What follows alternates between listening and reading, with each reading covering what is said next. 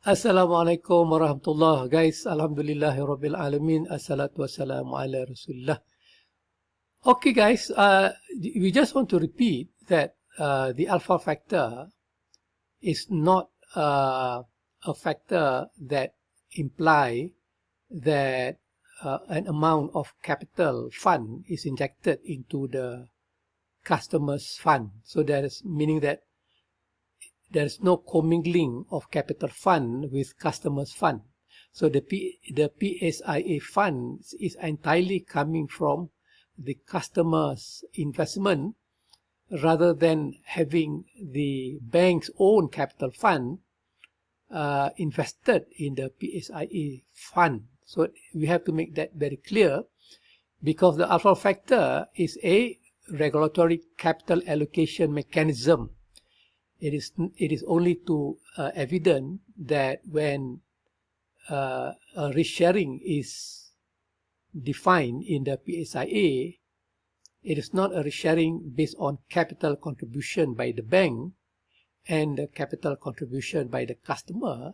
It is only an evidence of risk sharing in the form of capital allocation mechanism, or how much capital does the bank put against the asset funded by the PSIA. So we got to make it this very clear, meaning that there is no direct monetary risk sharing in the PSIA fund. That is, there is no bank capital fund injected into the PSIA fund. The PSIA fund is entirely money injected by the customer. That is a very important point here, so that we will not be making any kind of silly mistake by saying that capital fund is injected into the PSIA fund. Capital fund, by virtue of regulation, is meant to absorb what we call unexpected losses. So it serves as a cushion or as a buffer against the risk taken by the bank. So if the bank make a loan or 100 million loan or murabaha, it doesn't mean that the bank is using 100 million worth of capital to make the loan or to make the murabaha. The bank is only putting a minimum of 8% of their money against the exposure. So that is the capital adequacy ratio for Basel III, which is 8%, plus 2.5% for the capital conservation buffer and the other capital component spelled out by Basel III, but the basic minimum is 8%. So for every $1 of murabaha or tawarruk, then there is 8 cents of a minimum of 8 cents coming from banking capital to support or to cushion this tawarruk or murabaha asset. Okay, so there is no direct monetary risk sharing. There is no bank capital fund injection into the PSIA. And when we look at the loss absorption commitment, right, we see that the PSIA holder legally bear all investment losses, right? So whatever money they put into the PSIA fund, there is no guarantee that they will get it back, right? Unless the bank is negligent, leading to the loss of the investment, then there are caveats to ensure that this loss, can be recovered through a legal process or through some kind of a system capital requirement. So I presume that when we look at the so-called extreme alpha, which is equal to 0, where the PSIA holder takes all the risk, then the banking capital will be minimal, let's say minimal to basically capture any loss that is not coming from credit risk or market risk. It is coming from operational risk, something coming from banking oversight and negligence that may cause the loss. So it is the alpha is a pure regulatory construct that assigns a portion of the PSIA asset risk to the bank for capital adequacy purposes. Right? So if the alpha factor is 50%, as we see here, for example, then we can say that the bank carry 50% of the asset risk and PSIA carry 50% of the asset risk. So if we look at the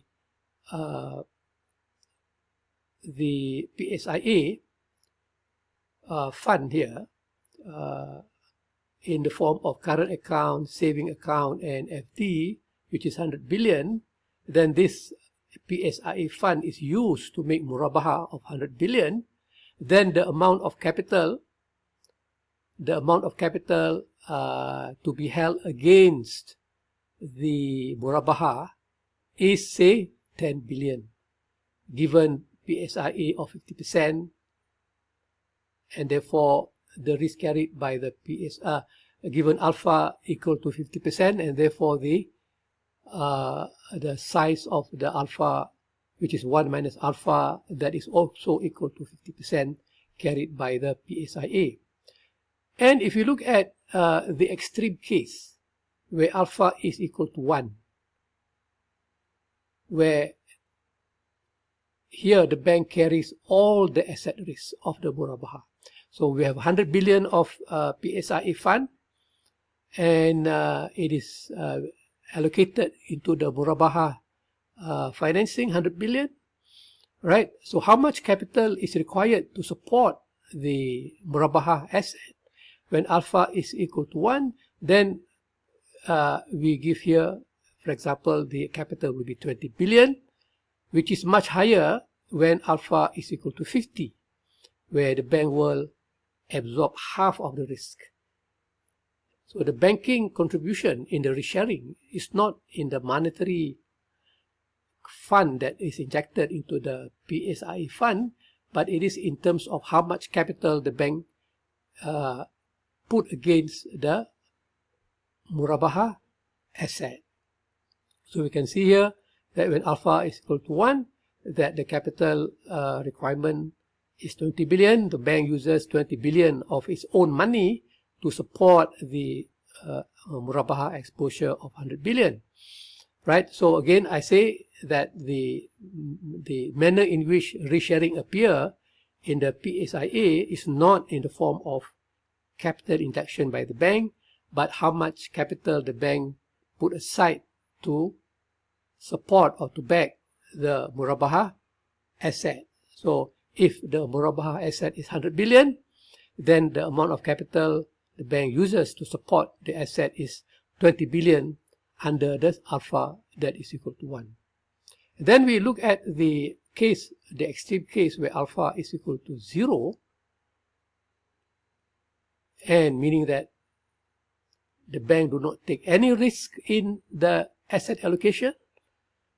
All the risk of the murabaha will be carried by the PSIA holder. So 100 billion of PSIA is used to finance this murabaha transaction or tawarruk.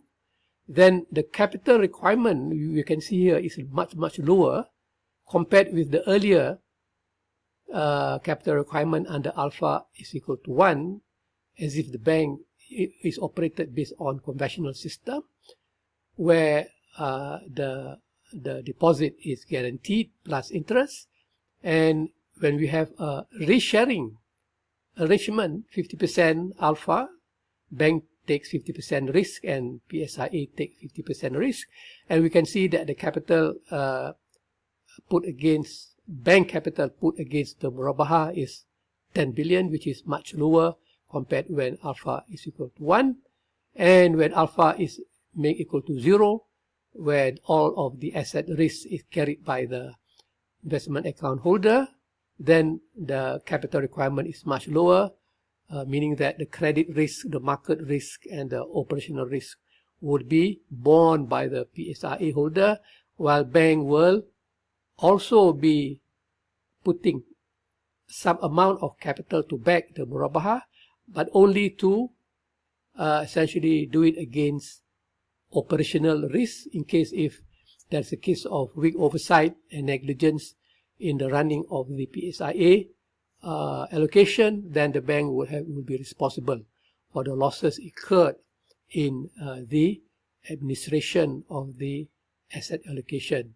So that is how we see the risk sharing in the PSIA. It is not a commingling of funds, a commingling of capital fund or banking fund with customer fund. It is a regulatory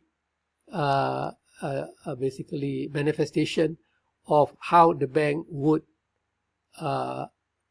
engage themselves in making sure that they have enough money to support the murabaha asset under the alpha factor that has been defined by the regulator.